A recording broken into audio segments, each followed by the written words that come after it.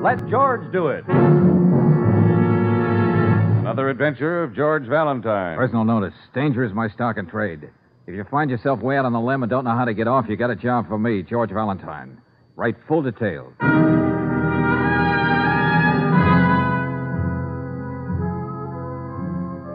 Dear Mr. Valentine, if ever a man needed help, I do. There is a matter that involves not only millions of dollars, but several million people in a country I'm not at liberty to name. Believe me, I call on you only after a great deal of thought. What I know is just too much responsibility for one man to carry. I feel if anyone can help me, it would be a man. It would be a man like you, and it's signed Martin Kirsch, President, Bonded Paper Corporation. Well, weren't you listening, George? Mm-hmm. Matter that involves millions of dollars, millions of people, a country I'm not at liberty to name. Doesn't that get a rise out of you? Well, Angel, I'm trying to suppose I'm the head of a paper company. I make paper for water cups, greeting cards, confetti, brown paper to wrap bologna in. I doubt if any of that covers Mr. Kirsch's problem, whatever it is. Now, just what kind of paper would cause a sedately hysterical letter like this one? Your hat, Mr. Valentine? Brooks, see, if I didn't have you to read my mind, I wouldn't know where I was going next. The Bonded Paper Corporation.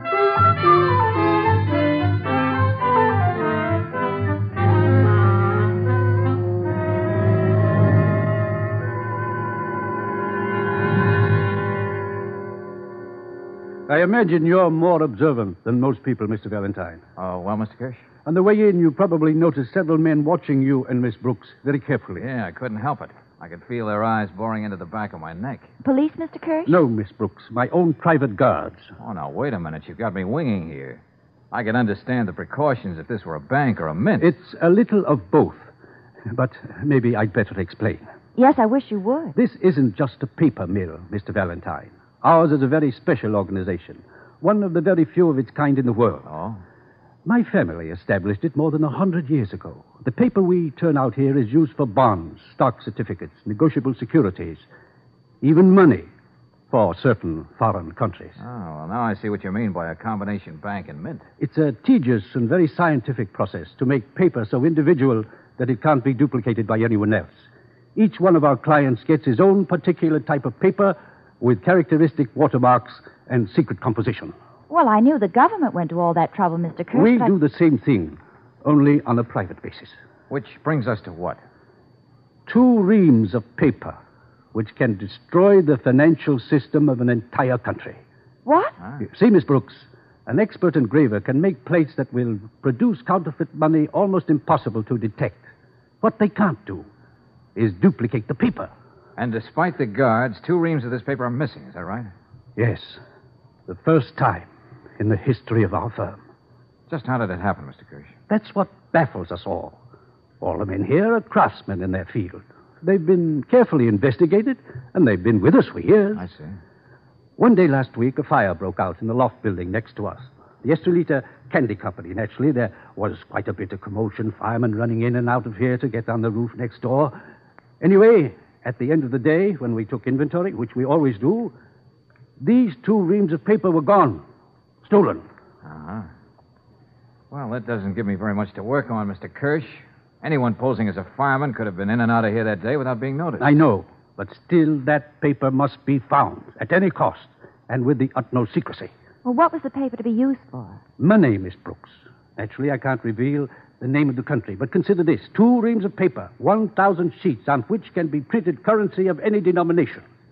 Millions in currency indistinguishable from the money that's already in circulation. Yeah, I see what you mean. All that lucre suddenly dumped into a country could start one whale of a panic. The mere rumor of this paper being stolen could cause wild speculation. That's why I thought it would be best to deal with one individual like yourself. Oh, I'm flattered. The thing to remember, Mr. Valentine, is that time is of the essence.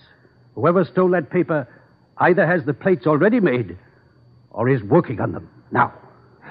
Well, at the moment, I don't even know where to start, Mr. Kirsch, but I'll do my best.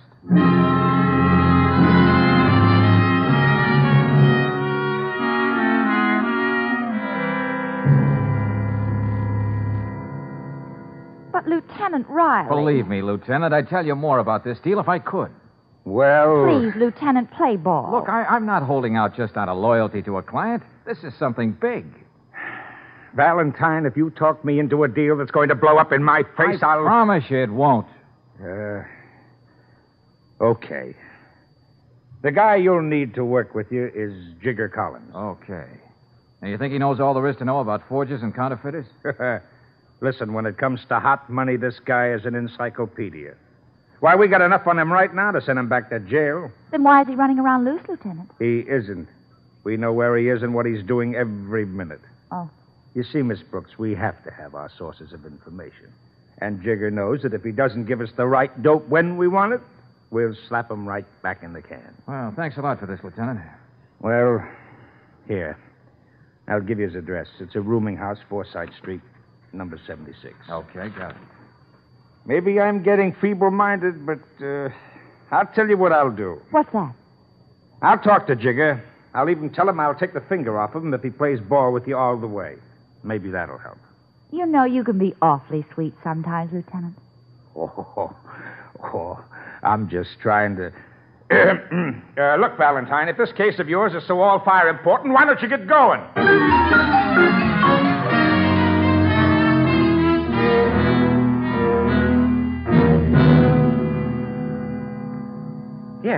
Yeah. I spoke to the lieutenant, Mr. Valentine. Yeah, Jigger? Yeah.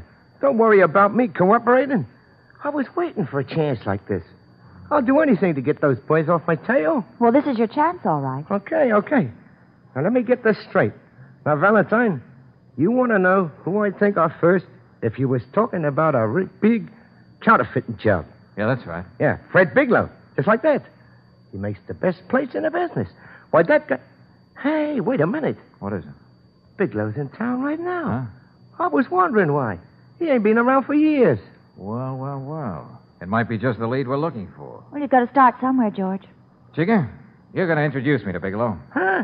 Are you not? Yeah, you're going to say I'm fresh out of jail. I'm in town looking for a connection. Yes, but who are you supposed to be? Maybe you can answer that, Jigger. Me? Who do you know just got out of stir? Somebody who wouldn't be in town right now. Somebody Bigelow wouldn't know. Friend. You're playing with dynamite. Fred Bigelow is tough. He makes it a point to know things. Now, for instance, he'd know every ex-con I know. He'd spot you as a phony in no time. Oh, darling, I don't like this setup. You never did anything like this before. Hey, now, look, certainly, Jigger, I can pass for somebody Bigelow would take to his bosom, if I'm a good enough actor. Come on, now, think hard. Yeah, I am. Want a cigarette? No, thanks. I don't smoke. Hey, wait. Huh? Yeah.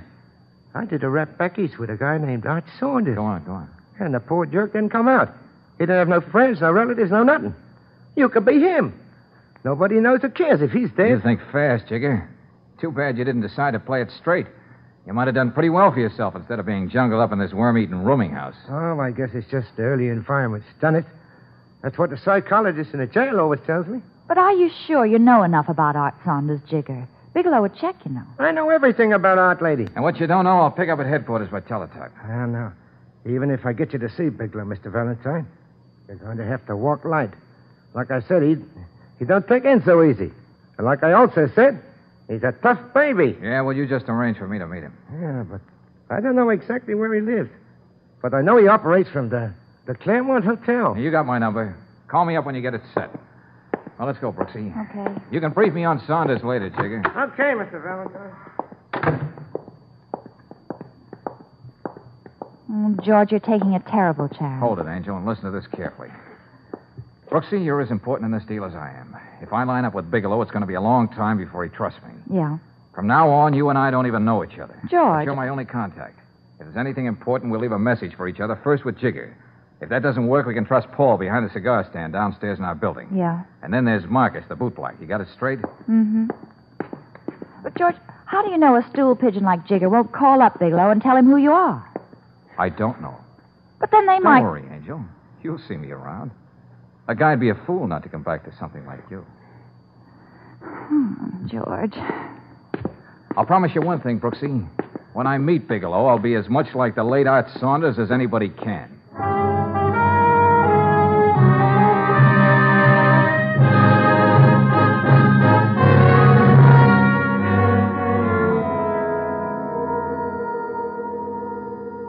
Jigger told me all about you, Saunders. Said I might find some use for you. Well, you know how it is, Mr. Bigelow. You get out in the free and you want to make some connections. Oh, sure. Saunders, meet a couple of the boys. How do you do? Hi. Ask him what he does so good we can use him. I'll get to that, Ubaldo. Well, I can handle myself pretty good. I don't dress too bad, and I can push queer money in the best of circles. That sort of makes me your kind of guy, don't it? Look, Mr. Bigelow, you said this was going to be a big deal and not too many people in it. All right, Eddie, all right. Yes, Saunders, I heard about the rough deal you got back there at Joliet. Joliet? Yeah. You got it wrong, Bigelow. I spent my time in Fredericksburg. Oh, yes. Guess I got it wrong. Well, I don't know, Saunders. Perez here, Ubaldo, handled the route pretty well. Not that we ever needed, of course. Of course not. And Eddie's pretty fancy with his fists. Eddie, why don't you show Saunders what I mean? Hey, what is this? I'll show you what he means. You'll never do it that way, man. Hey, let go. When you swing like that, you might lose an arm. He's breaking my arm. Stop him. Stay out of this, Ubaldo. What do you say, Bigelow? Let him go. Oh, my arm. Now, what do you say we stop kidding, Bigelow? Have I passed all your tests? Tests? Yeah, you tried to trip me up about the jail I was in. You had Eddie throw a punch at me to see if I reacted right. You checked and found out that nobody can do that to me without ending up with a broken arm. You satisfied, I'm Saunders? I think so. Say, how do you get a hold of a guy's arm like that? I'll show you sometime, Eddie. No, never mind. Okay. When do I begin to work, Bigelow? As of now. But we'll talk about it later. Meanwhile, move your stuff into Eddie's room. It's down on the 4th floor. Come on, I'll show you. Thanks, Bigelow. Thanks a lot. Bigelow, why do we need him? This is no strong arm job. Oh, we need him very much, Ubaldo. Why do you think I tested him? Made him feel we're convinced he's Art Saunders. Well, is he not? No. You see, I know Art Saunders is dead.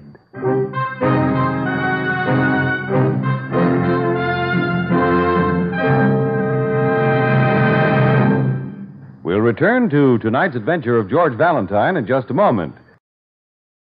And now back to tonight's adventure of George Valentine, with George facing this situation. You're on the trail of 2 reams of paper, 1,000 sheets. Not important?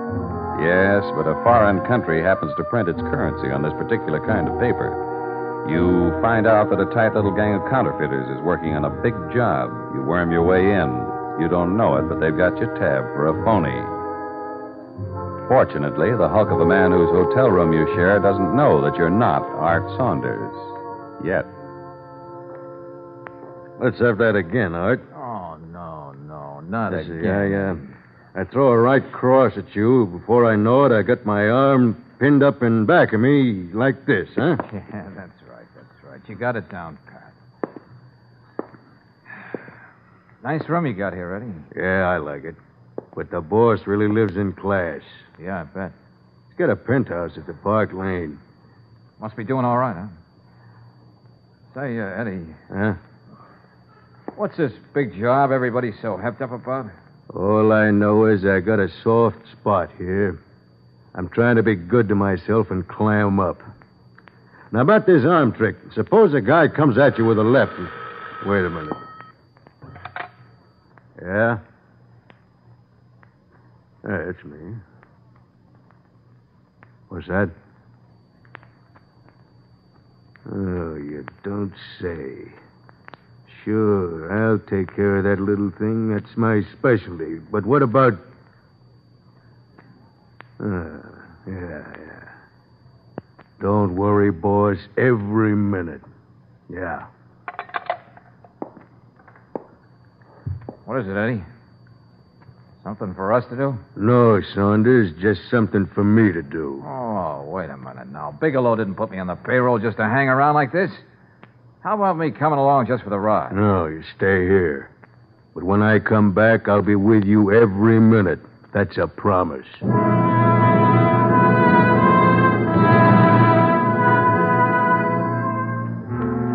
Miss Brooks, you say Valentine didn't leave word for you in any of those places he told you? No, and I'm beginning to get worried, Lieutenant. I'll tell you what you do. Try Jigger Collins again. If there's still nothing, then we'll decide what to do next.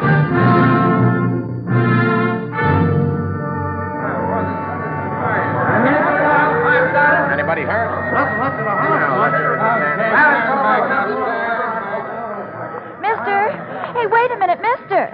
Yes, miss. You live in number 76, don't you? There before this fire. I was the janitor. Well, have you seen Mr. Collins? No, and I ain't likely to. What do you mean? It was his room where the fire started, the poor man. What are you talking about? He was dead before anybody could get to him. The fire marshal said he must have fallen asleep with a lighted cigarette. Plain carelessness. But that couldn't have been it. Mr. Collins didn't smoke cigarettes, I know. Maybe it was a cigar then. But the way it ended was the same. The poor man.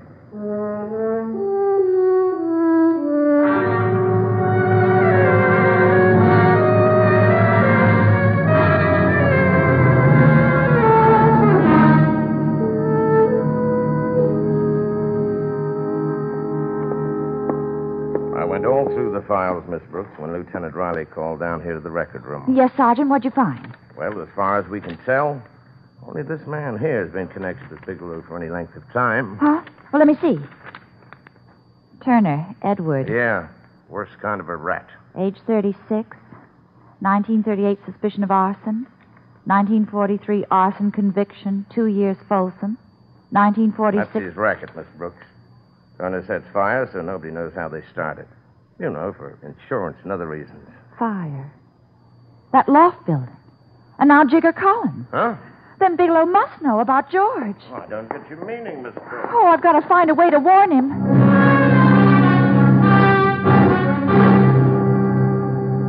Paul, are you sure Mr. Valentine didn't leave some kind of message here at the cigar I stand? surely would have remembered it, Miss Brooks. Say, where's he been keeping himself anyway?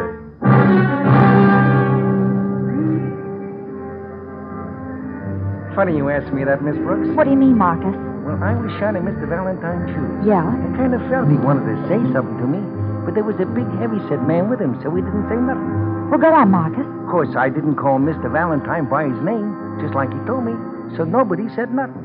Well, when did they leave? Couldn't have been more than 15 minutes ago.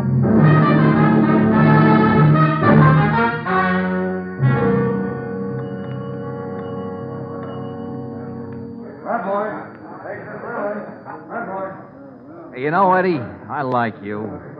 But there are times when a guy likes to be alone. I like you too, Saunders. I just want to be around in case you get into any trouble. Yeah. Come on, let's get upstairs to the room. Hey, incidentally, Eddie, what was the job Bigelow sent you on today? Oh, nothing much. Just gave a guy a hot foot all over. Huh? Oops! Oh, I'm sorry. I guess I wasn't looking where I was going. Oh, that's all right, miss. No harm done. Oh, it was so clumsy. Oh, here, wait a minute.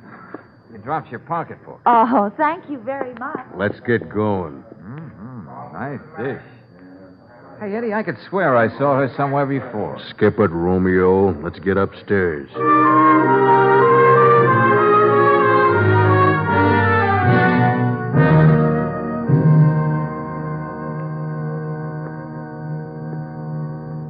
As I said before, Eddie, a fella likes a little privacy sometimes. Let's not go through that again. Well, it looks as though this is the only way I'm going to get it. Hey, what?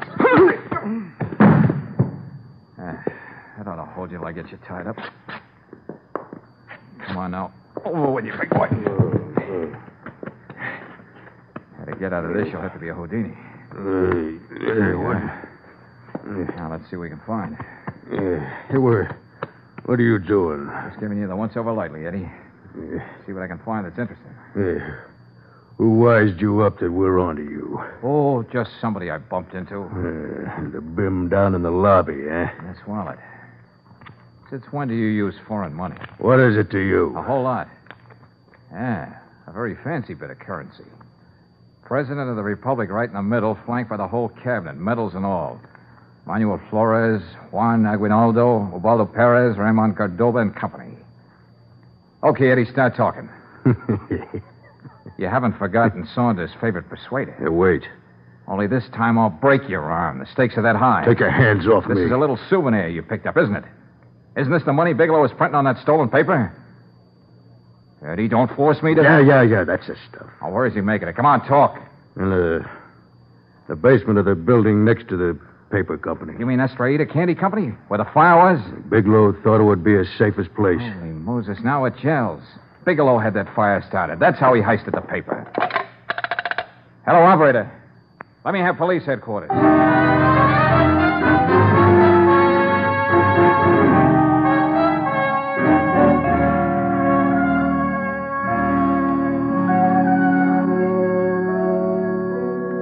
Couldn't wait till you got here, Valentine. Oh, darling, it's so good to see you. I was so afraid that gorilla with you saw me slip you that note. Say, what about Bigelow and the others, Lieutenant? Well, this is just how we found the place. Empty. Oh, you can't say they didn't work fast once they found out about me. Oh, I called Martin Kirsch. He'll be over here in a minute. This isn't going to make him very happy. Miss Brooks told me what this deal is all about, so I put out a general alarm for Bigelow. Yeah, he won't waste a minute trying to get out of the country with all that money. What was that in your note about Collins, Brooksy? Well, he's dead, George. There was a fire in his rooming house. He was murdered. It was Eddie Turner at his best.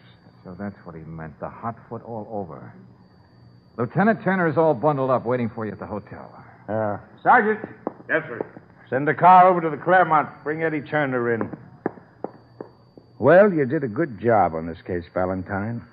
You got a tough break, but don't worry about Bigelow. We'll pick him up sooner or later. I wasn't particularly thinking of Bigelow. What do you mean, George? Good work, Valentine. I understand you traced the paper to the men who stole it. Yeah, Mr. Kirsch. And to think it was right here, next door, all the time. I'm Lieutenant Riley, Mr. Kirsch. There's just one hitch. Hitch? Yes, take a look at these strips of paper here next to the press. Yes. Yes, that's our paper, all right. That's all that's left of the 2 reams, Mr. Kirsch. You mean they already printed the money? They have it with them, wherever they are.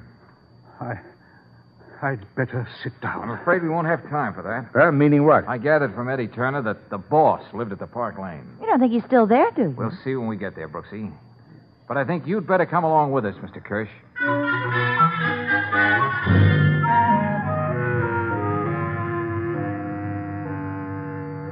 Oh, there's only one penthouse here at the Park Lane, isn't there, clerk?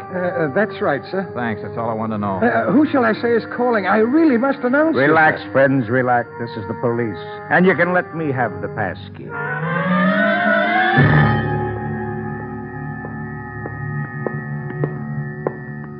Really, Valentine, I wish you'd tell us why you brought us here at all. I don't understand it.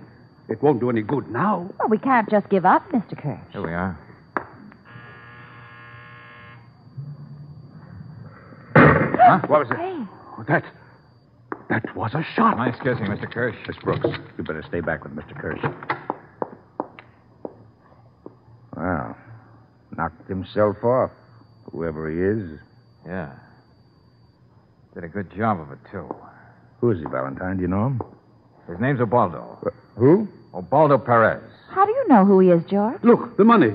Scattered all over the desk. That's the stuff Bigelow turned out. What in the name of heaven is this? Those half-packed bags should speak for themselves, Lieutenant. Well, this Perez, where does he fit in? Eddie Turner said the boss lived here at the Park Lane. Huh? Well, you're looking at him right now. But Bigelow was... Here, take a look at one of these bills. Thank goodness they're here. When I think what would have happened if... just a minute, Mr. Kirsch. What about this bill, Valentine? Lieutenant, there in the center of the picture is the President of the Republic. Yeah. With all the members of his cabinet. Now take a good look at the third man from the left, the Secretary of War. Let me see it. That would be General Ubaldo Perez, the boss.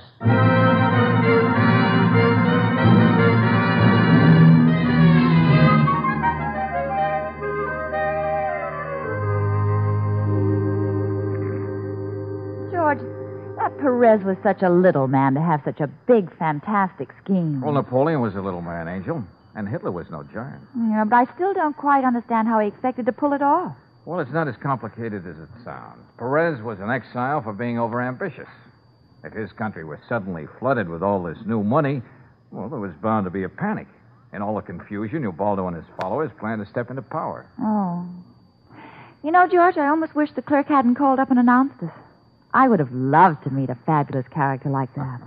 Don't be romantic, Brooksy. He was cornered, and he made the grand gesture, that's all. Oh, yes, darling, I spoke to Mr. Kirsch. Huh? He promised to make a very special kind of paper for my wedding invitations when I get married. The kind of paper nobody could possibly reproduce. You don't say. Oh, he's so grateful to us. He promised to work in all kinds of tricky watermarks, Cupid's arrows, lovers' knots, things like that. That's very nice. Doesn't that thrill you? No. It'd thrill me more if he gave you 2 reams of paper they print negotiable bonds on. Oh, you're mercenary. Oh, I wouldn't make a pig of myself, Angel. I wouldn't turn out a single bond after I reached a nice, round $1 billion.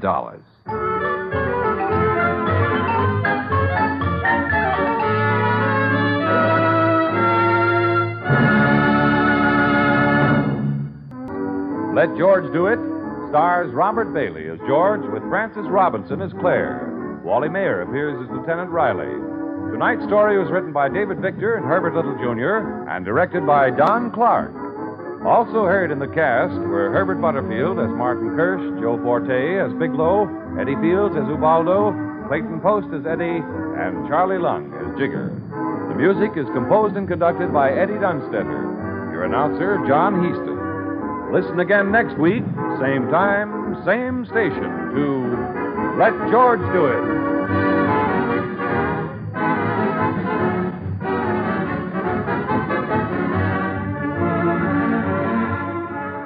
This is the Mutual Don Lee Broadcasting System.